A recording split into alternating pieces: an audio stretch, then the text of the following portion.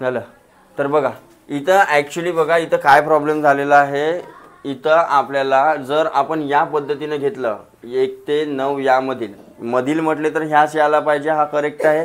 पण थोडीशी print mistake झाली आहे. इथं यामधील नाही पाहिजे होता, इथं 1 ते 9 पर्यंतच्या पाहिजे होता. 1 ते 9 पर्यंतच्या विषम संख्या, तेव्हा उत्तर करेक्ट निघत आहे. ठीक आहे. आता अगर या पद्धतीने घेतला तर यांची बेरीज किती होत आहे बघा. 225 आणि 225 मधून 409 वजा केल्यास काय मिळत आहे. -184 तर -184 कोणाचाच क्यूब नाही आहे, बरोबर. तर आपल्याला घ्यायच्या होत्या ह्या. ठीक आहे. म्हणजे त्यांना असं लिहायला पाहिजे होता 1 ते 9 पर्यंतच्या. थोडासा प्रिंट मिस्टेक आहे, होते कधी कधी. ठीक आहे. तर बघा यांची जर बेरीज काढला आपण तर यांची बेरीज किती येत आहे. यांची बेरीज येत आहे टोटल 25 आणि 25चा स्क्वेअर का होत आहे 600. तर 625 मधून जर तुम्ही 409 वजा करत असाल तर उत्तर किती येत आहे 200, जो कोणाचा क्यूब आहे 6चा. तर उत्तरामध्ये हा येत. इथं थोडीशी प्रिंट मिस्टेक आहे, इथं पर्यंत करून ठेवाल. काय करून ठेवाल पर्यंत. ठीक आहे. देन तिसरा प्रश्न बघा सगळेजण. तिसरा प्रश्नाकडे लक्ष द्या. 1 ते 5 मधील नैसर्गिक संख्यांच्या बेरजेचा घन व या संख्यांच्या विरुद्ध संख्येच्या बेरजेचा घन यातील पुढीलपैकी फरक कोणता. यातील फरक पुढीलपैकी कोणता. तर 1 ते 5 मधील नैसर्गिक संख्यांच्या बेरजेचा घन. ते 1 ते 5 मधील नैसर्गिक संख्या कोणत्या आहेत. 1 2 3 4 5 पर्यंत. हां पर्यंत म्हणत आहे तर पूर्णच घ्यावं लागेल 1 ते 5. अरे ठीक आहे. हां किती येईल बघा बेरीज बघा एलची. अरे बेरीज किती येत आहे 15 येत आहे. हां 15चा काय घ्यायचा आहे क्यूब घ्यायचा आहे. किती येत आहे क्यूब म्हटलेला क्यूब, हा स्क्वेअर आहे. 15चा क्यूब किती येत आहे. चला 225 गुणिला काय करा पुन्हा 15. 15 5 75, 15 दुने 30 नाही, 15 दुने 30 नाही 33 एवढा येत आहे. हां देन काय म्हणत आहे बघा. या संख्यांच्या विरुद्ध संख्या. या संख्यांच्या विरुद्ध संख्या काय होते बेटा मग -1 -2 -3 -4 म्हणजे इकडे उत्तर आला असता -15. अरे येत आहे. आणि -15चा काय म्हणत आहे घन. -15चा तर -15चा काय घ्यायचा आहे घन. तर हीच संख्या आली असती फक्त उत्तर कशामध्ये राहिला असता मायनस मध्ये. तर यातील फरक पुढीलपैकी कोणता. तर काय येईल फरक काय येईल.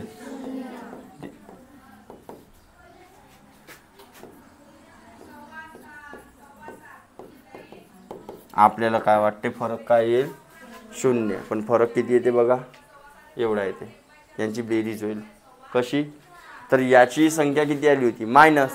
अरे बरं यांची बेरीज किती म्हणलं नसतं तर काय आला असता उत्तर 0. याची बेरीज म्हणलं नसतं तर काय आला असता. इथं बघा इथं बेरीज असता तर प्लस मायनस मायनस आला असता. हे संख्या मायनस हे संख्या 0 आला असता.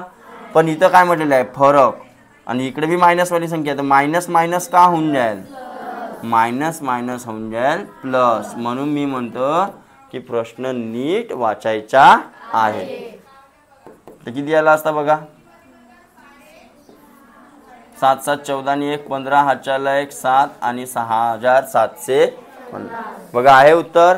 आणि 0 हा उत्तर बघा इथं पहिल्याच नंबरवर आहे पहिल्याच नंबरवर. आणि आपण घाईमध्ये फटकन केला असं 0 कारण हा पॉझिटिव्ह दिसला हा निगेटिव्ह दिसला झाला 0 मारला. माझा उत्तर काय आहे बरोबर.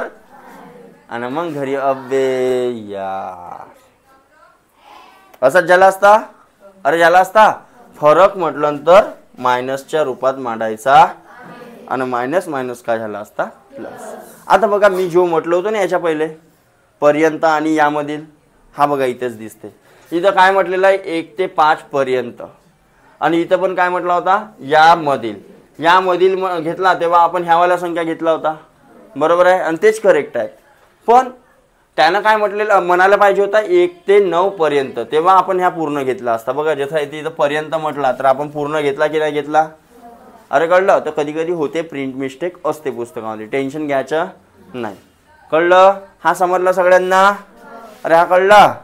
चलो तर बघा चौथा प्रश्न काय म्हणत आहे, 729 व 64 या संख्यांच्या घनमुळांच्या आहे ना. तर 729च्या घनमूळ घ्यायच्या पहिले. 729 च्या घनमूळ आणि 64च्या सुद्धा काय घ्यायचं आहे घनमूळ. काय येईल याच्या येईल 9 आणि याच्या काय येईल 4. यांच्या पुन्हा काय घ्यायचं आहे म्हणते स्क्वेअर रूट. यांच्या पुन्हा काय घ्यायचं आहे म्हणते स्क्वेअर रूट म्हणजे वर्गमूळ.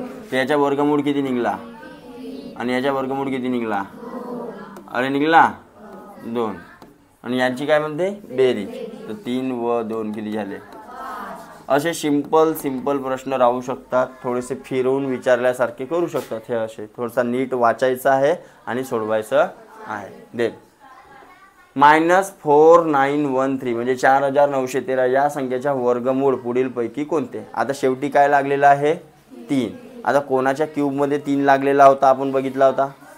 कोणाकोणाच्या क्यूबमध्ये लागलेला होता बघा पहिल्या पेजवर. कोणाच्या क्यूबमध्ये आहे 3. कुठं आहे बघा. हा एकमेव प्राणी असा आहे कोण 7 ज्याच्या शेवटी काय लागलेला आहे 3. तर जो भी क्यूब रूट येणार आहे त्याच्यामध्ये जो भी क्यूब रूट येणार आहे त्याच्या शेवटी काय लागलेला दिसला पाहिजे 7. आता दोनच ऑप्शनमध्ये 7 आहे. अरे दोनच ऑप्शनमध्ये आहे तर मग कोणता येईल एक मायनसवाला एक प्लसवाला. तर प्लसवाल्याच्या प्लसच आला असता क्यूब. इथं काय येईल मायनसवाला म्हणजे कोण हा. आता हे तुम्ही आपल्या कॉपीमध्ये सोपे जे आहेत ते सोडवू. देन 36च्या पुढील 15व्या विषम संख्येच्या घन पुढीलपैकी कोणता. आता बघा हा 36च्या पुढील 15वी विषम संख्या. पहिले हे आपल्याला समजलं पाहिजे. तर मी याच्या अगोदरच्या चॅप्टरमध्ये तुम्हाला सांगितलं समोरील किंवा मागील कोणत्या पण नंबरची संख्या आपण कसं काढू शकतो. लवकरच तो पण व्हिडिओ कुठे येऊन जाईल यूट्यूबवर येऊन जाईल. ठीक आहे. बघा 36च्या पुढील 15वी पाहिजे. 36च्या पुढील आहे ते या बाजूला आणि कोणता क्रमांक म्हणते 15th आणि विषम संख्या म्हणते काय म्हणते 15वी विषम. तर सर्वप्रथम पाहायचं की हे सम आहे की विषम आहे. सम आहे आणि विषम विचारलेली आहे. तर डबल मायनस वन म्हणजे 36 मध्ये मिळवून टाकायचं काय 15च्या डबल -1. तर 36 प्लस 15च्या डबल 30 -1. पहिले हा मिळवून टाका. हा किती झाला असता 66 झाला असता. 66 -1 म्हणजेच 60 भेटली. हां मग त्याच्या काय म्हटलेलं आहे संख्येच्या घन पुढीलपैकी. तर घन काढायचा बेटा याच्या. तर 65 गुणिला 65 गुणिला. तर हा स्क्वेअर काढणं तर इझी होता. 6च्या समोरची संख्या 7 सकम शिकला होता. हा झाला स्क्वेअर आणि इंटू अजून त्याला काय करायचं आहे 5. तर शेवटी 5 तिन्ही ऑप्शनमध्ये आहे बरोबर. तर मग पुन्हा गुणाकार करायला लागेल पूर्ण करा. चला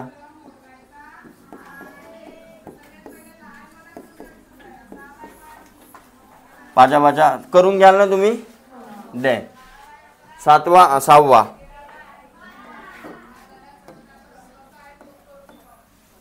बघा 6वा झाला वाटते. हाच आहे 6वा.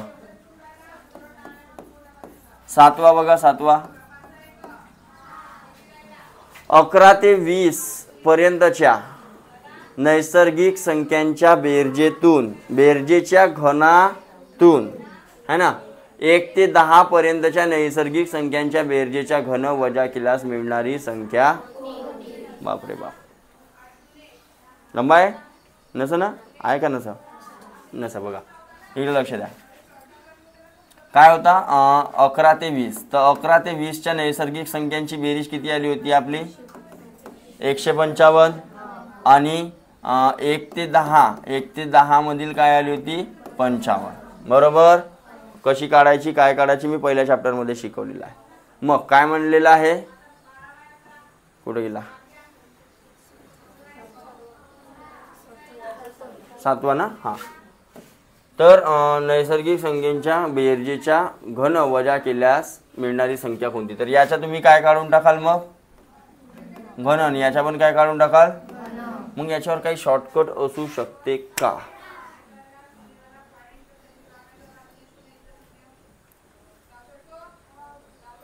नाही, काढावंच लागेल. ठीक आहे, काढून घ्याल. काढता येईल ना, सोपा आहे तो, कॅल्क्युलेटिव्ह आहे, नॉर्मल कॅल्क्युलेशन आहे. 216 व 512 संख्यांच्या घनमुळांच्या लसावी यांच्या घनमूळ 216चा घनमूळ किती येईल आणि 512चा घनमूळ किती येईल सांगा? याचा घनमूळ येईल 6 आणि याचा घनमूळ किती येईल? 8. चल, देन घनमुळांच्या लसावी व मसावीची जोडी कोणती? ती यांची लसावी किती येईल, यांची मसावी. पहिले मसावी काढून. मसावी म्हणजे अशी संख्या ज्यांना दोघांना पण भाग जाईल ते म्हणजे किती? आणि लसावी म्हणजे मोठ्या संख्येच्या फाळा म्हणा. 8 × 16 = 24. 24ला भाग जाते बघा. अरे 24ला 6 पण जाते, तर काय आला असता? अरे आला असता लसावी मसावी कसा काढायचा समोरच्या चॅप्टरमध्ये का? झाला आपला चॅप्टर? झाला. हां, पाहून टाकू मग यूट्यूबवर. ठीक आहे, तर कोणती आहे बघा? 2 आणि 24 आणि 2. 13 व 7 यांचा गुणाकार हा कोणत्या दोन संख्यांच्या घनांची बेरीज आहे? तर 13 7, अरे 13 आणि 7 यांचा गुणाकार किती आहे म्हणते? तर कोणत्या दोन संख्यांच्या घनांची बेरीज? कोणी बोलवलं का? नाही. तर कोणत्या दोन संख्यांच्या घनांची बेरीज येईल? हा 5च्या क्यूबमध्ये तर 5 आला असता आणि 2च्या क्यूबमध्ये काय आला असता? 8. 8 आणि 5 नाही जम. 3च्या क्यूबमध्ये शेवटचा अंक काय आला असता? 7. आणि 4च्या क्यूबमध्ये किती आला असता? 4. 7 आणि 4 जमू शकते. 3चा क्यूब किती? 27. 4चा क्यूब किती? 7 आणि 4 11. किती आला? मी ना पहिले पूर्ण काढून पाहिलो का? चेक करायचा होता. तर सपोज हा ऑप्शन इकडं शेवटी असता तर चारही चेक केले असत्या का? फक्त युनिट डिजिट कन्सेप्ट लावत होतो. युनिट डिजिट कन्सेप्ट आपल्याला वेगवेगळ्या पद्धतीनं कामात येऊ शकते.